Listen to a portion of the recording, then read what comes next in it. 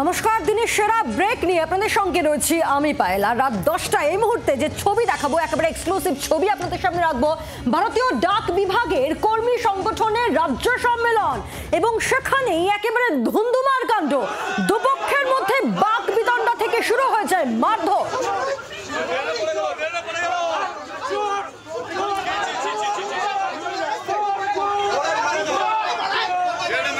এক মহিলাকে মারধর করার অভিযোগ, আরো এক কর্মীকে মারধর করে ড্রেনে ফেলে দেওয়া হয়।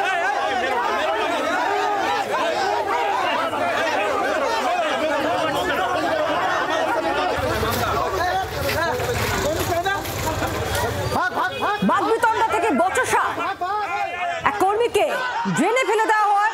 বোলপুরে বিশাল পুলিশ বাহিনী পৌঁছয় ঘটনাস্থলে। প্রসঙ্গত, এটি আরএসএস-এরই একটি শাখা সংগঠন, যারা মূলত পোস্ট অফিসের যে সকল কর্মীরা রয়েছে তাদেরকে নিয়ে সংগঠন করে থাকে। আর সেই সংগঠনেরই রাজ্য সম্মেলনে এই তুলকালাম পরিস্থিতি। একে অপরের দিকে অভিযোগ ক্ষমতা ধরে রাখার।